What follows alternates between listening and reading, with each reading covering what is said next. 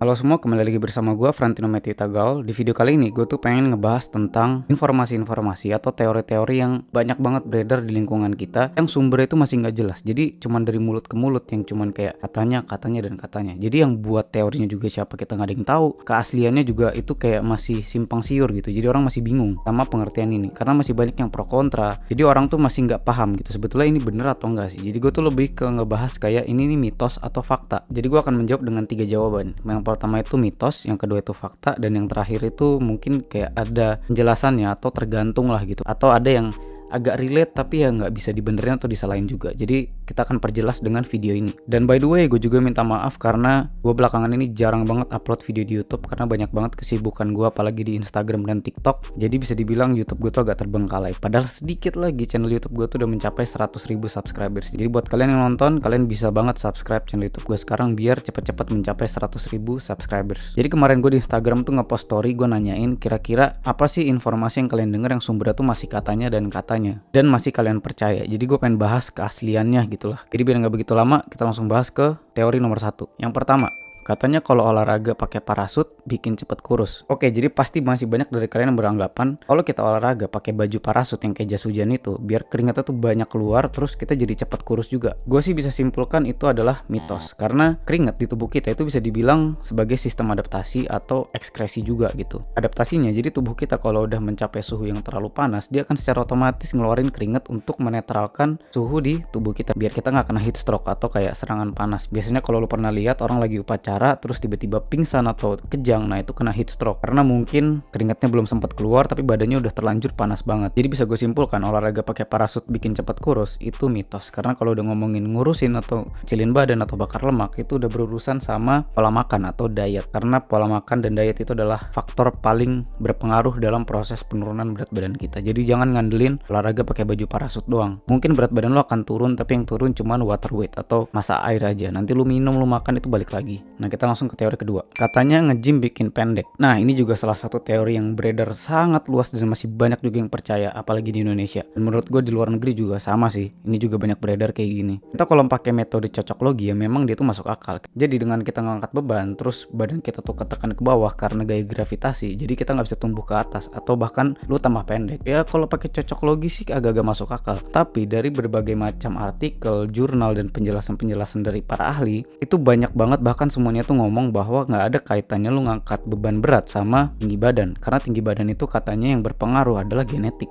tuh kayak 80%, 20% nya tuh nutrisi dan postur tubuh lu. Justru dengan lu mengangkat beban itu malah memadatkan tulang lu, menguatkan tulang lu, dan bisa juga kayak merangsang pertumbuhan tulang selama growth plate lu itu masih terbuka. Itu lu bisa tambah tinggi, karena udah banyak banget gue baca emang risetnya itu hasil akhirnya kayak memang gak ada kaitannya lu ngangkat beban berat sama tinggi badan. Kalau lu tinggi ya udah tinggi aja, kalau pendek ya pendek aja. Atau banyak kok orang yang gue lihat nggak nge-gym, nggak ngangkat beban tapi pendek-pendek juga. Atau sebaliknya, orang yang udah nge-gym ngangkat beban tapi tinggi-tinggi aja badannya. Itu jadi bisa gue pastikan kalau nge-gym bikin pendek ini mitos. Yang ketiga, katanya kalau konsisten workout, protein tercukupi, tapi tidur nggak sampai 8 jam itu sia-sia. Apa benar? Jawabannya ini bisa dibilang fakta atau benar. Karena guys, kalau kita pengen ngebentuk badan atau apapun lah target lu, itu ada 3 poin penting. Yang pertama itu adalah pola makan, yang kedua itu olahraga, dan yang ketiga itu istirahat atau tidur. Ini tidur ini yang paling gak bisa diganggu gugat. Kayak lu tidur itu minimal kayak 8 jam lah, itu paling optimal. 7 jam itu kayak ya itu minimal lah. Tapi kalau bisa sih 8 jam itu akan jauh lebih bagus. Dan gue juga pernah menjadi pembicara di sebuah webinar bahwa memang tidur itu sepenting itu. Kayak kita gak bisa ngeremehin tidur. Jadi kalau kalian yang masih suka begadang-begadang, jangan harap kalian bisa mencapai body goals kalian. Bahkan kurang tidur itu nggak cuman menghambat kalian untuk mencapai body goals, tapi bisa juga memunculkan masalah-masalah lain kayak penyakit jantung, penyakit stres, depresi, bahkan lu bisa tambah gemuk karena kalau begadang itu bawaannya pengen makan terus. So buat kalian yang masih suka begadang, pelan-pelan perbaikin jam tidur kalian. Yang keempat, minum protein shake tapi nggak olahraga ntar jadi lemak. Ya ini jawabannya tergantung, jadi bisa bener bisa enggak. Jadi suplemen protein atau protein shake itu diciptakan bukan untuk fokus bikin otot, tapi buat kalian yang merasa sulit untuk memenuhi kebutuhan protein, jadi bisa terbantu dengan suplemen. Kenapa orang-orang yang bentuk otot itu rata-rata butuh suplemen? Karena orang yang rajin berolahraga atau punya target tertentu, biasanya kebutuhan proteinnya itu di atas rata-rata orang pada umumnya. Makanya mereka rata-rata nyetok suplemen protein. Well, sebetulnya binaraga itu juga nggak setiap hari banget minum suplemen. Kalau dia merasa proteinnya sudah terpenuhi dari real food, dia nggak minum suplemen lagi. Nah kalau misalnya kasusnya kayak gini, minum protein shake tapi nggak olahraga ntar jadi lemak, ya bisa aja kalau lu minumnya di atas dari kebutuhan lu. Segala sesuatu yang berlebihan itu pasti nggak baik, ya termasuk juga protein. Begitu juga dengan karbohidrat. Lu terlalu banyak makan nasi, lu bisa gendut juga. Yang kelima, katanya kalau makan nasi itu nggak bisa kurus. Nah ini udah gue jelasin juga nih di teori sebelumnya. Kalau masih makan nasi itu nggak bisa kurus. Well, sebetulnya kalian tuh jangan menyalahkan nasi. Walaupun gue pribadi sudah bertahun-tahun tidak makan nasi, tapi gue juga tidak pernah menyalahkan bahwa nasi itu buruk atau nasi itu jelek. Nasi itu bagus kalau lu makan sesuai dengan kebutuhan. Alasan gue nggak makan nasi bukan karena jelek atau buruk, tapi karena udah gaya hidup gue terbentuk tidak makan nasi udah ya 7 tahun lalu lah. Jadi gue memang sudah terbiasa tidak makan nasi. Jadi kalau makan nasi itu nggak bisa kurus ya tergantung. Kalau lu makannya banyak banget ya lu akan susah kurus. Tapi kalau lu makan ya sesuai kebutuhan, kalau bulking ya tambahin sedikit, kalau cutting ya kurangin sedikit, itu nggak jadi masalah. Jadi gue bisa bilang ini juga tergantung. Yang keenam, katanya kopi hitam bikin stamina nambah, tapi kayaknya bener bang.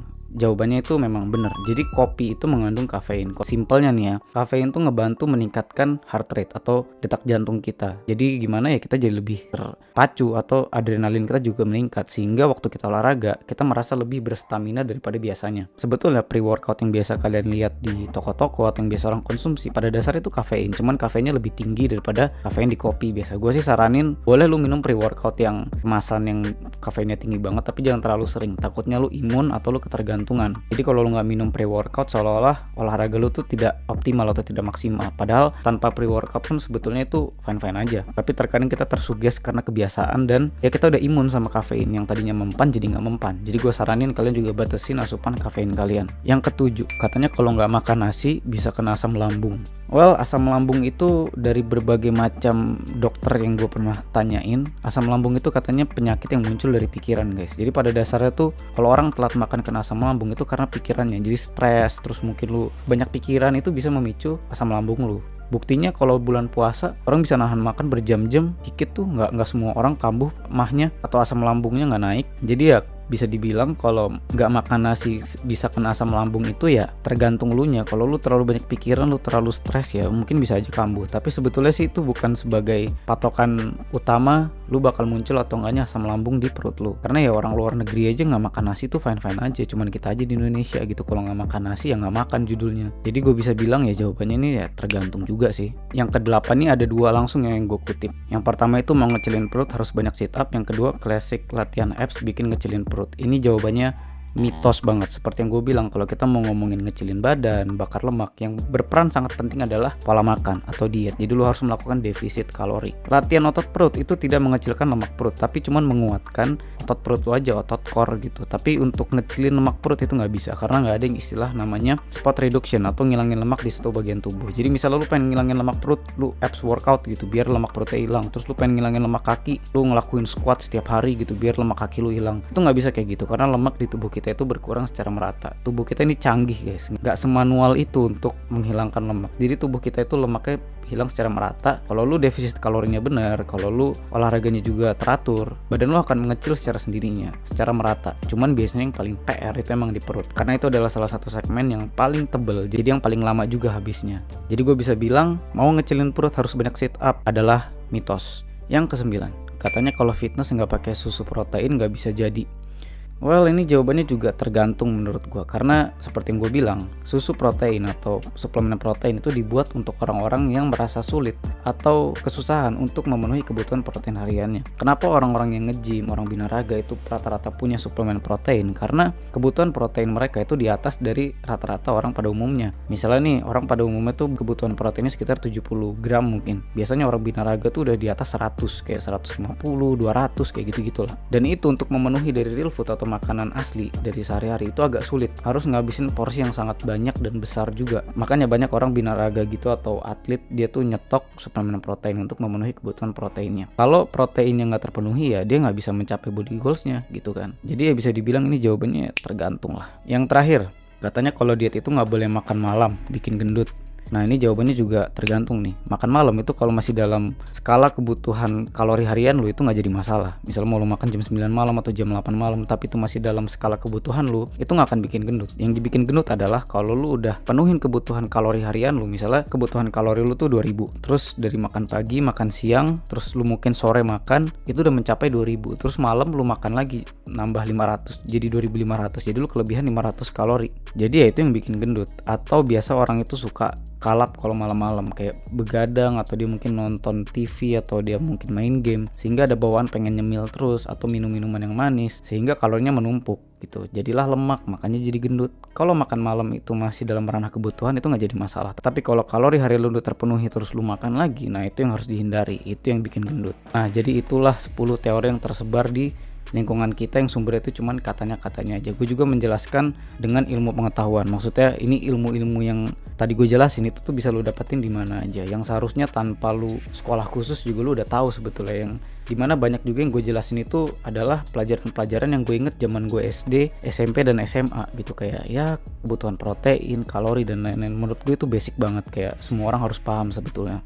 Jadi setelah kalian nonton video ini, gue harap kalian jangan lagi bingung, jangan lagi kayak ragu-ragu, misal lu pengen nge-gym takut pendek atau lu makan malam takut gemuk. Selama lu ngikutin penjelasan-penjelasan gue tadi ya itu sebetulnya nggak ada masalah. Dan gue juga sangat-sangat berterima kasih buat lu kalau lu tuh share video ini ke teman-teman yang sekiranya tuh masih batu, masih percaya dengan teori-teori tadi. Kalau misalnya lu kepo gue dapat sumber dari mana, lu bisa lihat di kolom deskripsi itu, semua sumbernya dari situ. Jadi gue juga nggak omong kosong gitu loh. So sampai situ aja videonya. Kalau lu suka video ini, lu boleh banget like, share dan subscribe channel YouTube gue.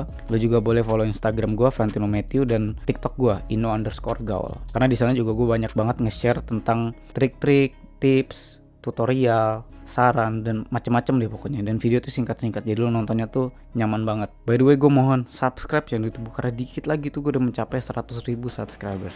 Dan kalau lo punya request video apa selanjutnya, lo boleh banget tulis di kolom komentar biar gue punya referensi untuk bikin video apa ke depannya. So sampai ketemu di video selanjutnya guys.